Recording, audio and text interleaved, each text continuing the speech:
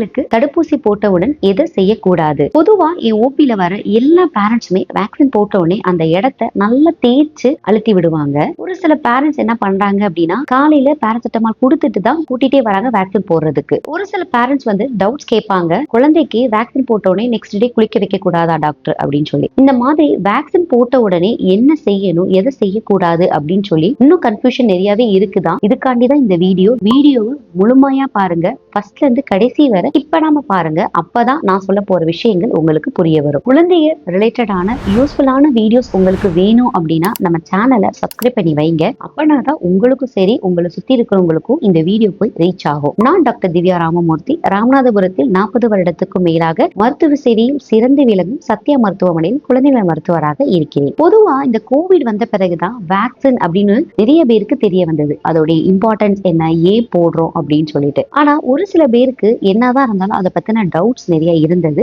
அதனால நிறைய side effects வருது அப்படின்னு சொல்லி போட்டிக்காம கூட இருந்தாங்க நிறைய பேர். இங்க நான் ஒரு சின்ன எக்ஸ்பிளனேஷன் கொடுக்குறேன் வேக்சினை பத்தி உங்களுக்கு புரியறதுக்கு. வேக்சின் அப்படின்னு சொல்லக்கூடிய தடுப்பு மருந்து நம்ம உடம்புல நோயை உண்டாக்கக்கூடிய கிருமிகள், உதாரணத்துக்கு பாக்டீரியாவா இருக்கலாம், வைரஸா இருக்கலாம், இல்ல பூஞ்சானா இருக்கலாம். இதுல வீரியத்தன்மையெல்லாம் கம்மி பண்ணி ஒரு ப்ராசஸ் எல்லாம் பண்ணிட்டு ஒரு வேக்சின் அப்படின்னு சொல்லி தயாரிச்சு வைப்பாங்க. இந்த வேக்சினை நம்ம பாடியில செலுத்துற மூலம் நம்ம பாடியில இருக்கிற எதிர்ப்பு சக்தி, இது ஒரு புதுசா ஏதோ ஒன்று வந்திருக்கே அப்படின்னு சொல்லிட்டு அதுக்கு அகெயின்ஸ்டா ஆன்டிபாடி வந்து ப்ரொடியூஸ் பண்ணி வைக்கும். எதிர்ப்பு சக்திக்கு வந்து இது வீரியம் கம்மியா இருக்கு இதெல்லாம் தெரியாது, புது உறுப்பு வந்திருக்கே அப்படின்னு சொல்லிட்டு இதுக்கு அகெயின்ஸ்டா ஆன்டிபாடி ப்ரொடியூஸ் பண்ணி வைக்குது. நெக்ஸ்ட் டைம் இதே நோய் தொற்று நம்மளோட பாடியில வர்றப்ப இந்த ஆன்டிபாடி நம்மளுக்கு அகெயின்ஸ்டா ஒர்க் பண்ணி ப்ரொடெக்ஷனை வந்து கொடுக்க போதுங்க. அப்போ ஒரு சில பேருக்கு ஒரு டவுட் வரும், அப்போ ஒரு வேக்சினை ஒரே ஒரு தடவை போட்டா போதுமே, எனக்கு நல்ல ப்ரொடெக்ஷன் கிடைச்சிரும் அப்படின்னு நினைக்கிறாங்க. அது முற்றிலும் தவறு. ஏன் அப்படின்னா இந்த ஆன்டிபாடி வந்து நம்ம பிளட்ல இருக்கிறது கொஞ்ச நாளைக்கு வரைக்கும் தான் இருக்கும். குறைஞ்சபட்சம் வந்து ஒரு 2-3 வேக்சினுக்கு தான் வாழ்க்கை ஃபுல்லாவே அந்த ஆன்டிபாடி வந்து நம்மளுக்கு கிடைக்கும். அதனால ப்ரொடெக்ஷன் கிடைக்கும். ஆனா மோஸ்ட் ஆஃப் த வேக்சின் பாத்தீங்க அப்படின்னா செகண்ட் டோஸ் இல்ல பூஸ்டர் டோஸ் அப்படின்னு நம்ம சொல்லுவோம். இது எல்லாமே போட்டுக்கிட்டாதான் நம்மளுக்கு முற்றிலும் வந்து அந்த ப்ரொடெக்ஷன் வந்து நம்மளுக்கு கிடைக்கும். உங்க குழந்தையுடைய வேக்சினேஷன் சார்ட்டை நீங்க பாத்தீங்கன்னாவே தெரியும். உதாரணத்துக்கு மீசில்ஸ்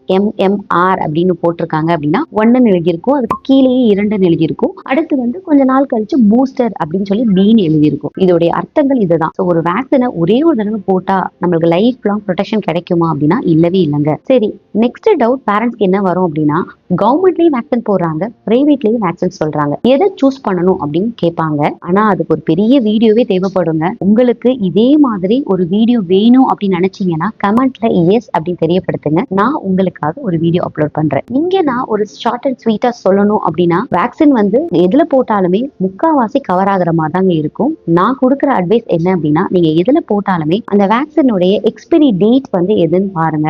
பேட்ச் நம்பர் ஒன்று இருக்கும், அதெல்லாம் நோட் பண்ணி வச்சுக்கோங்க. அது வந்து குழந்தைகளுக்கு வேற எதுவும் பிரச்சனை அதனால வருது, வேக்சின் போட்டனால வருது அப்படின்னா நம்ம வந்து தெரிய வருதுக்காண்டி அதை வந்து நீங்க பார்த்து வச்சுக்கணும். நீங்க கவர்மெண்ட்ல போட்டாலும் சரி, பிரைவேட்ல போட்டாலும் சரி, அவங்க கொடுத்துருக்கிற டியூ டேட்டுக்கு வந்து போட ட்ரை பண்ணுங்க. அப்படி இல்லை அப்படின்னாலுமே லேட்டா போடுறீங்க அப்படின்னா நெக்ஸ்ட் வேக்சின் அதுக்கு ஏற்ற மாதிரி நம்ம லேட்டா தான் போடணும். உங்க குழந்தைக்கு நீங்க கவர்மெண்ட்லயோ இல்ல பிரைவேட்லயோ வேக்சின் போடணும் முடிவு பண்ணிட்டீங்க, என்னென்னலாம் வேக்சின் டே அன்னைக்கு பண்ணணும். நிறைய பேரண்ட் என்ன பண்றாங்க, யூபிக்கு வரவங்களே பாத்தீங்கன்னா குழந்தைக்கு வலிக்க கூடாது, பாராசிட்டமால வந்து ஃபர்ஸ்டே வந்து காலைல கொடுத்துட்டு தான் கூட்டிட்டு வராங்க. அது முற்றிலும் தவறு. ப்ரொஃபலாக்டிக் பாராசிட்டமால் அப்படின்னு சொல்லிட்டு ஒண்ணுமே ஒரு கான்செப்டே இல்லவே இல்லை. ஸோ வேக்சின் டே அன்னைக்கு நெக்ஸ்ட் டவுட்ஸ் என்ன வரும் அப்படின்னா, குழந்தைய சாப்பிட்டு கூட்டிட்டு வரலாமா, இல்ல பச்சிலம் குழந்தையா இருக்காங்க அப்படின்னா பால் கொடுத்துட்டு கூட்டிட்டு வரலாமா அப்படின்னு கேட்கறாங்க. 1.5 மாசம் 2.5 மாசம் 3 மாசம் தடுப்பூசியில வந்து பாத்தீங்கன்னா ஒரு வேக்சின் வந்து நம்ம வாயினால செலுத்துற மாதிரி இருக்கும், சொட்டு மருந்து மாதிரி நம்ம அதை வந்து ஊத்துவோம். ஸோ நீங்க வேக்சின் போடுறதுக்கு 1.5 மணி நேரத்துக்கு முன்னாடி ஃபீட் பண்ணிட்டு வரீங்க அப்படின்னா குழந்தைக்கு இந்த சொட்டு மருந்து நம்ம கொடுக்குறப்ப குழந்தை வந்து அவ்வளவு ஈஸியா வாமிட் பண்ண மாட்டாங்க.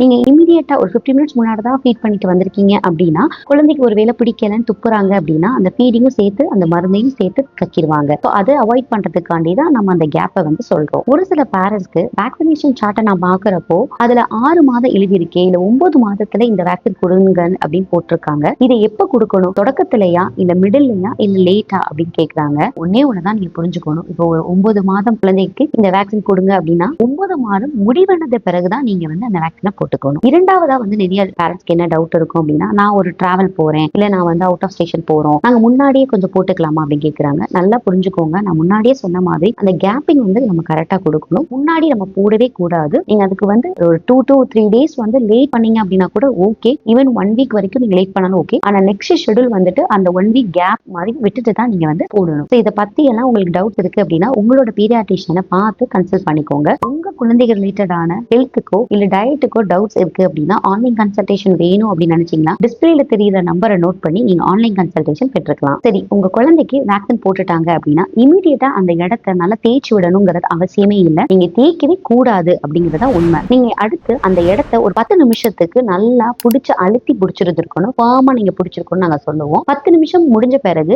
இந்த ஹாஸ்பிட்டல்ல ஒரு ½ an hourல இருந்து 1 hour வரைக்குமே நீங்க வெயிட் பண்ணி பாக்குறது ரொம்பவே நல்லது. சில குழந்தைகளுக்கு சைடு எஃபெக்ட்ஸ் மாதிரி வரும். அப்படி ஏதாவது வருது அப்படின்னா இமீடியட்டா நீங்க அதை ட்ரீட்மெண்ட் எடுத்துக்கிறதுக்கு நீங்க ஹாஸ்பிட்டல் என்வரன்மெண்ட் நல்லது. வேக்சின் போட்ட உடனே சில சைடு எஃபெக்ட்ஸ் வரவும் அது ஏர்லி அப்படின்னு சொல்லுவோம், இல்ல லேட் அப்படின்னு சொல்லுவோம். ஏர்லியர் அப்படின்னா வேகமா வர்றது. அது உதாரணத்துக்கு போட்ட இடத்துல வந்துட்டு நம்ம அனப்ளாக்சிஸ் அப்படின்னு சொல்றதோ இல்ல அலர்ஜி அப்படின்னு சொல்லி வரும். அப்படின்னா குழந்தைக்கு வந்து தடிப்பா வர்றது, குழந்தையுடைய வாய் பகுதி எல்லாம் வீக் ஏதாவது இருக்கு அப்படின்னா அது அனப்ளாக்சிஸ் சொல்லுவோம். அந்த மாதிரி ஏற்பட்டுச்சுன்னா நீங்க ஹாஸ்பிட்டல் இருந்தீங்க அப்படின்னா ஃபர்ஸ்ட் ட்ரீட்மெண்ட் பார்க்க முடியும். பேரண்ட்ஸ் நீங்க கேக்குறீங்க, என்ன டாக்டர் நீங்க வந்து சைடு எஃபெக்ட் எல்லாம் வந்துட்டு இருக்குன்னு சொல்றீங்க, அப்ப வேக்சினேஷன் போடவே பயமா இருக்கு அப்படின்னு கேக்குறாங்க. கரெக்ட் தாங்க. ஆனா எப்பயுமே ஒரு விஷயம் நடக்குது அப்படின்னா அதுல வந்து ப்ரோஸ் அண்ட் கான்ஸ் இருக்கதான் செய்யும். நம்ம அதுல இருக்கிற பெனிஃபிட்டை தான் பார்க்கணும். ஒரு வேக்சின் நம்ம குழந்தைகளுக்கு போடுறனால நம்ம கம்யூனிட்டி லெவலில் ப்ரொடெக்ஷன் வந்து கிடைக்க போகுது. அந்த பெனிஃபிட் பாக்குறப்ப சில சைடு எஃபெக்ட்ஸ் வந்துட்டு வரதான் செய்யும். ஆனா அது எல்லாருக்கும் வருமானம் இல்லவே இல்லை.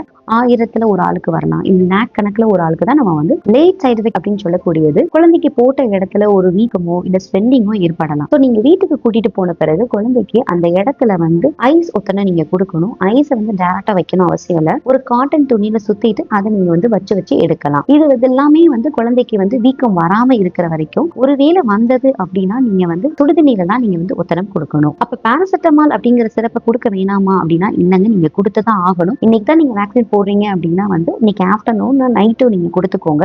ஏன் அப்படின்னா என்னதான் பெயின்லெஸ் வேக்சின் பெயின்ஃபுல் வேக்சின் நிறைய இருந்தாலுமே குழந்தைக்கு இன்ஜெக்ஷன் போட்டாவே அது அவங்களுக்கு பெயின் தான் கொடுக்க போகுது. அதுக்கு நீங்க பாராசெட்டமால் கொடுக்கறது ரொம்பவே நல்லது. நெக்ஸ்ட் டே காய்ச்சல் எதுவும் வரல அப்படின்னா நீங்க பாராசெட்டமால் கொடுக்கணுங்கிறது அவசியமே இல்லை. நிறைய தாய்மார் என்ன கேட்கறாங்க அப்படின்னா வேக்சின் போட்டுட்டாங்க அப்படின்னா நீங்க குளிக்க வைக்கணுமா அப்படின்னு கேட்கறாங்க. தாராளமாக நீங்க குளிக்க வைக்கலாம், எந்த ஒரு தப்புமே இல்லை. பாராசெட்டமால் டோஸ் வந்து அவங்களுடைய வெயிட்டுக்கு ஏற்ற மாதிரி வாங்கிக்கோங்க. எவ்ரி டைம் நீங்க வேக்சின் போடப்பையும் குழந்தையோட வெயிட்டை செக் பண்ணிக்கணும். அங்க இருக்க பீடியாட்ரிஷியன்ட்ட நீங்க கேட்டு அவங்களுடைய டோஸை கால்குலேட் பண்ணி வாங்கிக்கோங்க. அதை தான் நீங்க கொடுக்கணும். நான் முன்னாடியே சொன்ன மாதிரி போட்ட இடத்துல ஒரு வீக்கம் இருக்கு அப்படின்னா நம்ம எவ்வளவு நாளைக்கு வெயிட் பண்ணலாம்?